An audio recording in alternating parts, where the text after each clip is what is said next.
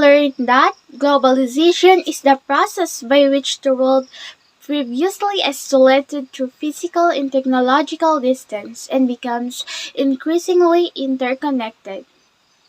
It is manifested by the increase in interaction between people around the world that involves the sharing of ideas, cultures, goods, services, economic, political, cultural, ideological, investment, environmental, and processes aided by information technology. So today we are going to discuss the structures of globalization. Academic literature commonly subdivides globalization into three major areas. First, economic globalization. Second, cultural globalization. And third, political globalization. Economic globalization is the spread of trade, transportation, and communication system on a global scale in the interest of promoting international commerce. When talking about economic globalization, there are two different types of economies you should know about: protectionism and trade liberalization. Protectionism is protecting one's economy from foreign competition by creating trade barriers, while trade liberalization is the act of reducing trade barriers to make international trade easier between countries. Trade barriers are usually tariffs, which are required fees on imports or exports.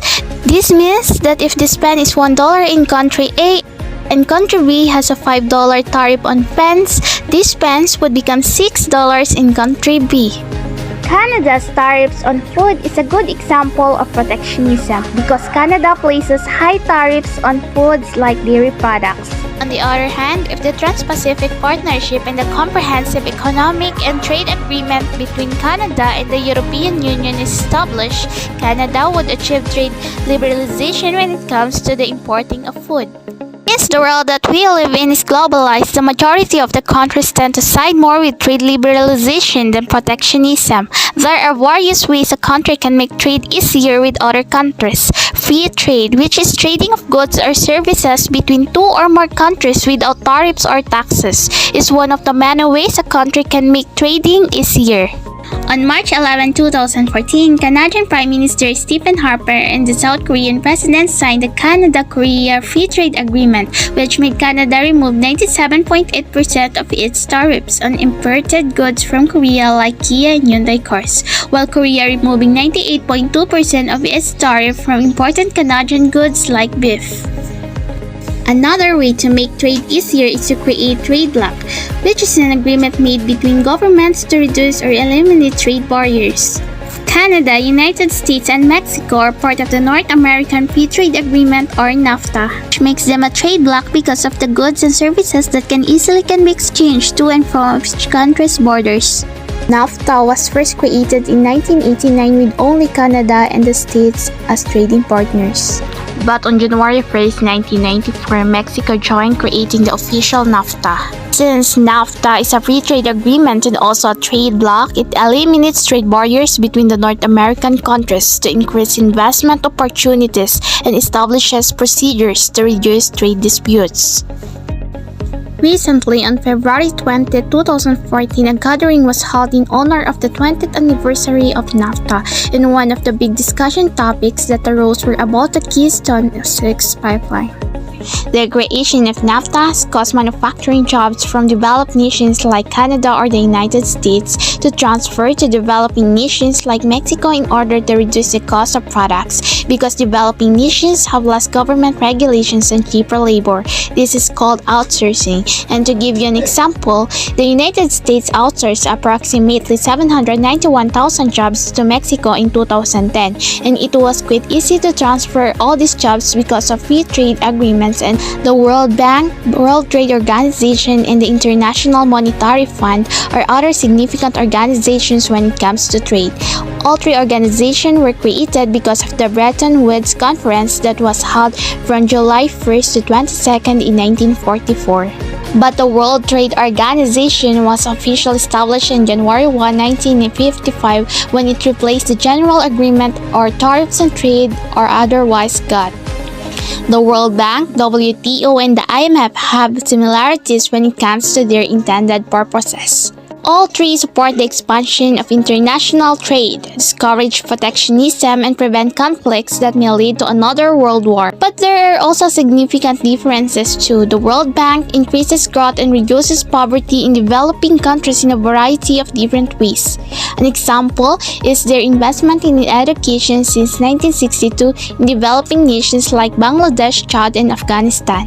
The IMF provides short-term loans to countries when an emergency occurs, like when Yemen received $93 million from the IMF on April 5, 2012 due to Yemen's ongoing struggle with terrorism. The WTO deals with the rules of trade between nations, settles trading disputes, and conduct trade negotiations. In May of 2013, Japan and European Union brought a case to the WTO regarding unfair renewable energy services offered in Ontario. Therefore, the WTO ruled that Ontario was found guilty of discriminating against foreign renewable energy firms. Although these organizations have many benefits, they also have many drawbacks as well. Let's take a look at the World Trade Organization as an example. The WTO solves trade disputes between countries in a peaceful way. However, only focusing on the developed nations increases economic disparity all around the world. The WTO also lowers the cost of goods and services for those who live in developed countries. However, in order to achieve this low cost, labor rights and environment concerns are usually ignored. Finally, the WTO promotes economic growth in developing nations. However, they do so by favoring the rich nations and powerful transnational corporations, which may end up harming these developing countries even more. All of this trading going on, you may start to wonder if there are any problems that arise from it. One of the biggest issues created by economic globalization is issues regarding the environment. Sustainability, or the degree to which the earth can provide resources for human needs, is one of the main concerns. An example of increasing sustainability of oil and gas is to use more renewable resources like wind and solar power.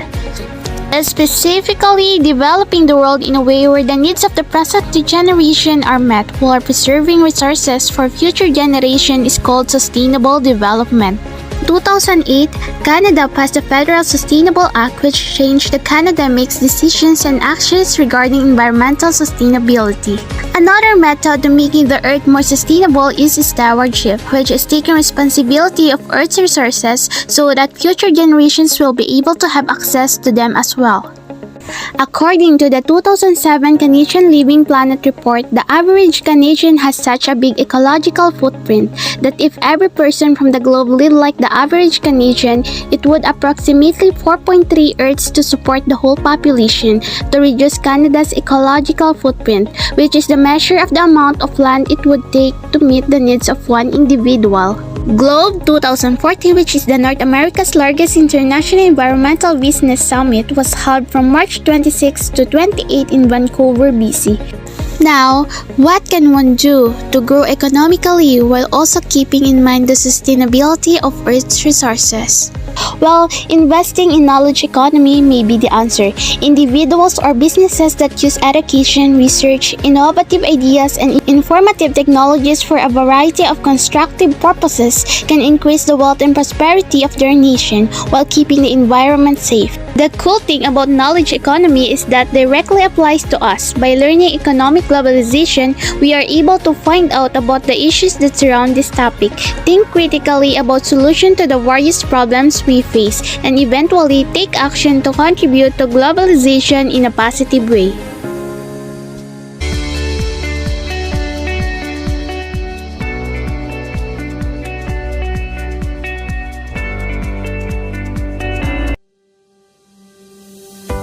Cultural globalization. It refers to transmission of ideas, meanings, and values around the world in such a way as to extend and intensify social relations. What are the characteristics of cultural globalization? Characteristic: shared, learned, and integrated.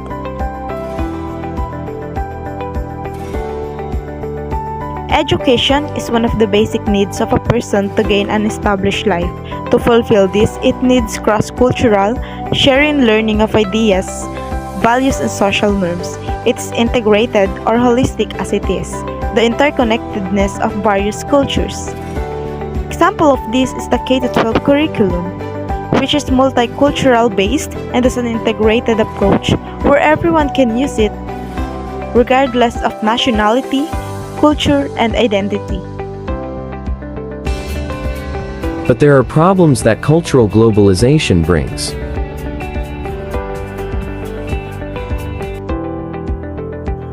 More use of foreign language other than native language in educational institutions.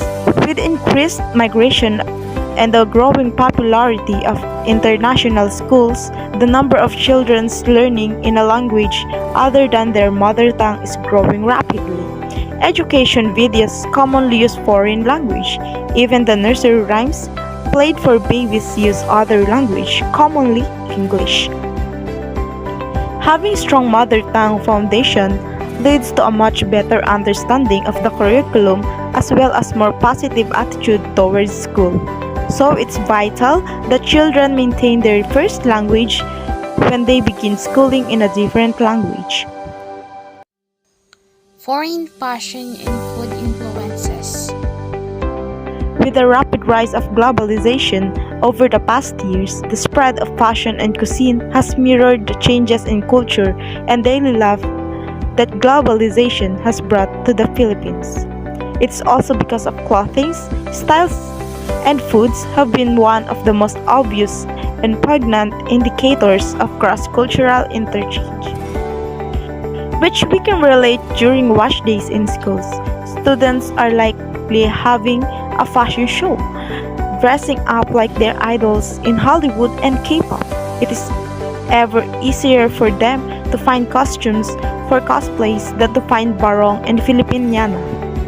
On the other hand, when we talk about food, there are a lot of foreign restaurants and Filipinos are enjoying it.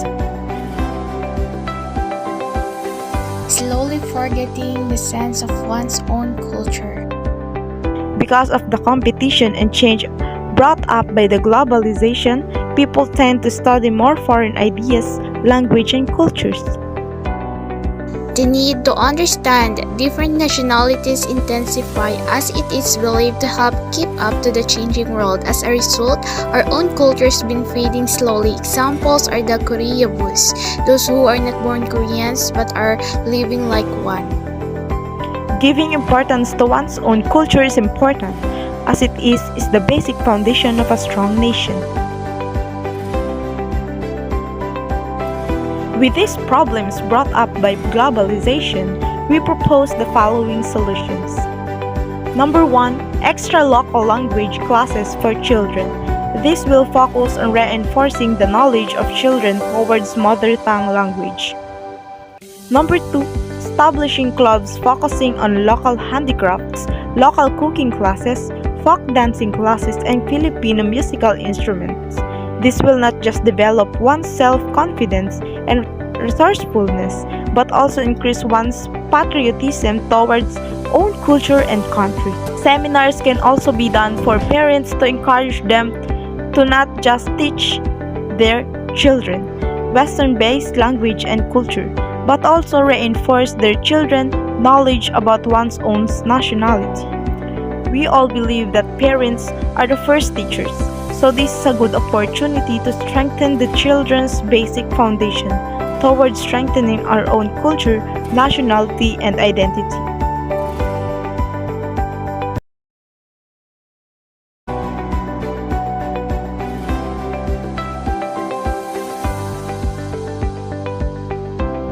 And remember, in order to be universal, one must be rooted to its own culture.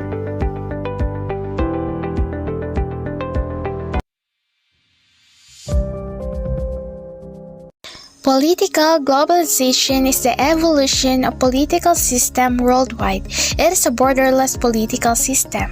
It includes government of the countries around the globe. United Nations is one of its examples. It is one of the three main dimensions of globalization commonly found in academic literature.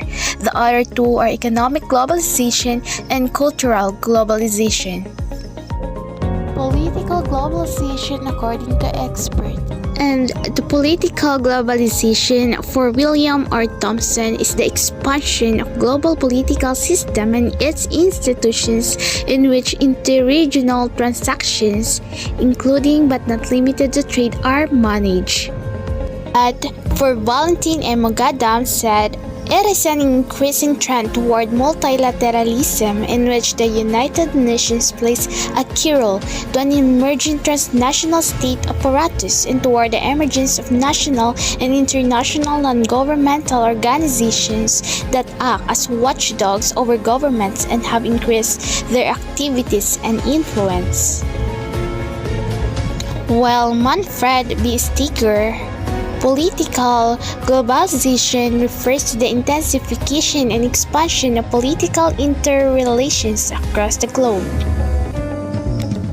Colin Crouch said political globalization refers to the growing power of institutions of global governance such as the World Bank, the International Monetary Fund or IMF, and the World Trade Organization or WTO. The states in the world are interconnected with this aspect of human life: politics, economics, law, and culture. The main goal of the international organizations, especially the United Nations, is to keep peace among nations. It also seeks to support social progress, fight poverty, and protect human rights. The United Nations was established in 1945, just after the end of World War II. It officially came into existence on October 24, 1945. Thus, we celebrate United Nations Day on 24 October each year. The main reason for its creation is to encourage resolution of international conflicts without war and to form policies in international issues. The China, United Kingdom, the United States of America, and Soviet Union state are the countries took the initiative on establishing the United Nations. There are 5 organs of the United Nations. First is General Assembly, second, Security Council, third, Economic and Social Council, fourth, International Court of Justice, and fifth, Secretariat. Let's begin to General Assembly, rule, the main deliberative, policy-making, and representative organ of the United Nations. Number of members, all 193 member states. All 193 states are members, making it the only United Nations body with a universal representation. Each year, they elect a General Assembly President to serve 1-year term of office. Second is the Security Council, role for the maintenance of international peace and security. Number of members, 15 members, 5 permanent member states, 10 non-permanent member states. There are 5 permanent and 10 non-permanent. There is a set geographic pattern for the 10 non-permanent, 5 from Africa and Asian states, 1 from Eastern European states, 2 from Latin American states, and 2 from Western Europe and other states. The General Assembly elects 5 members each year for a 2-year term. Netherlands, United States of America, United Kingdom, China, and France are the 5 permanent members of the Security Council. They played a key role in the establishment of the United Nations. Their major responsibility is to maintain international peace and security. The fourth one is the Economic and Social Council. Role: the central body for coordinating the economic and social work of the United Nations and the United System. Number of members, 54 member states. Member. The General Assembly currently elects 18 members to the Economic and Social Council each year for a 3-year term, responsible in promoting and working on the Sustainable Development Goals.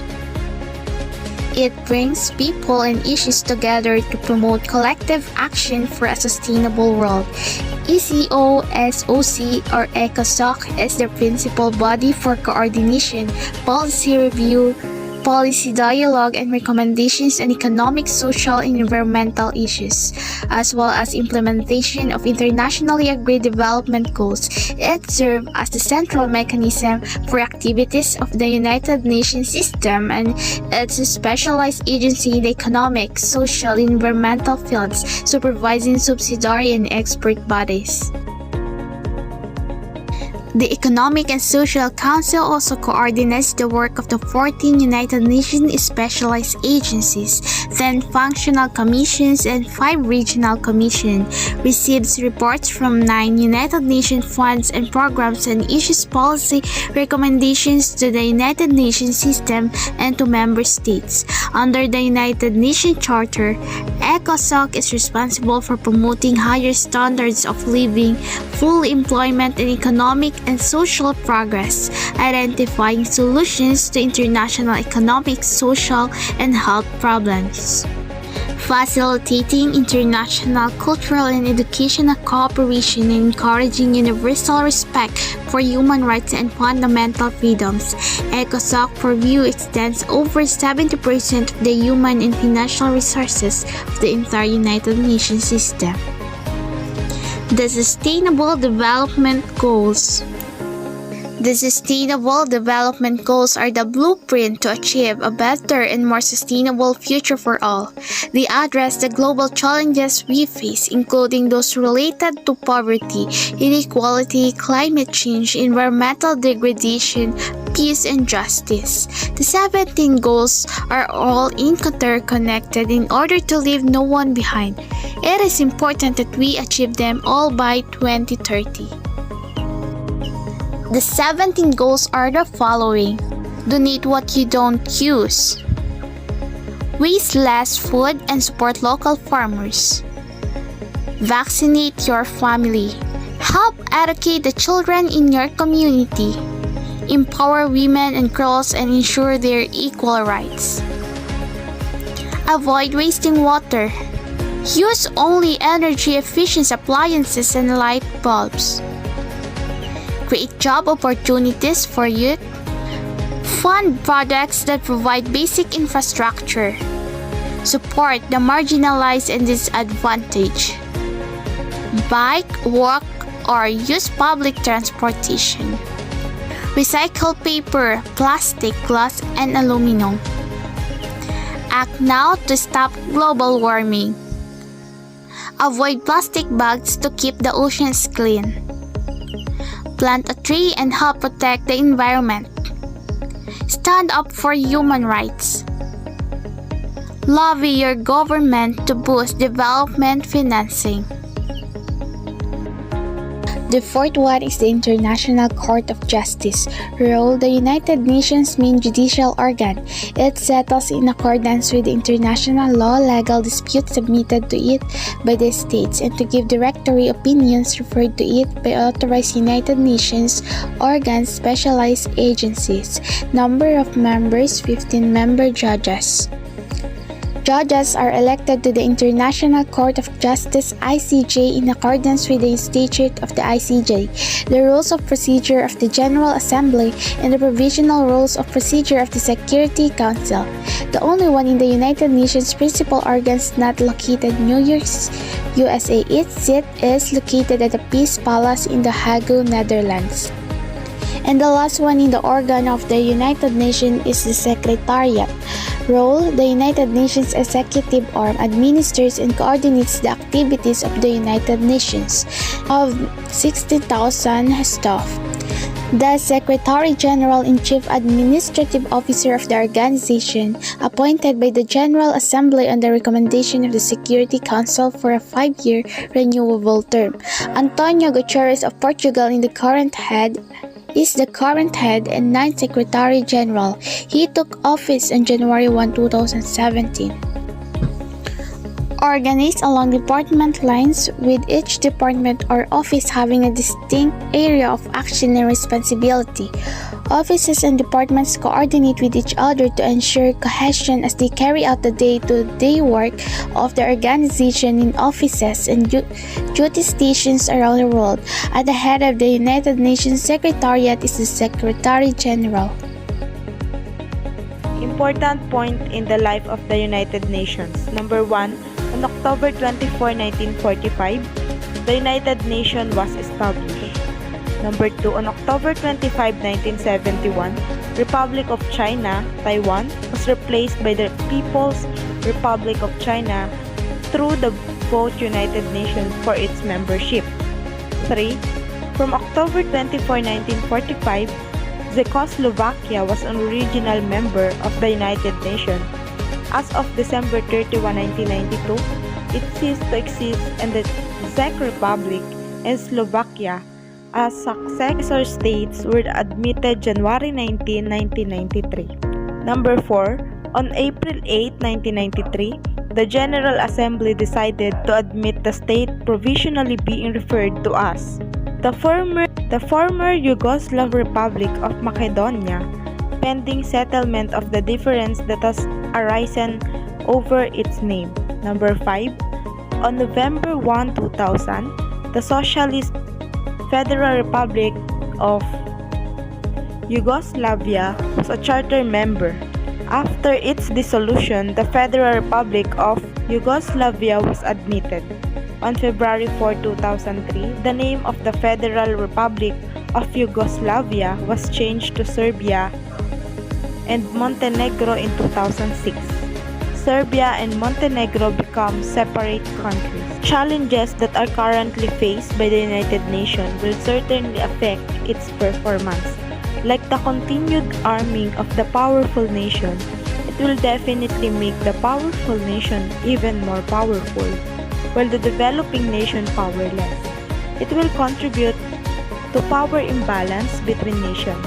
The powerful nation will get more loyal allies and can protect their territories better, or even invade powerless nations to get their natural resources. A pandemic can also affect, since no one really saw an event like this can happen in this decade. Nations are not equipped with necessary equipment to save lives. To sum up the three structures of globalization, which are economic globalization, cultural or social globalization, and political globalization. When we say economic globalization, it refers to the widespread international movement of goods, capital, technology, information. On the other hand, when we say cultural or social globalization, it refers to the rapid transmission of ideas, meanings, values, and cultural products. And last, the political globalization, it refers to the growth of the worldwide political system.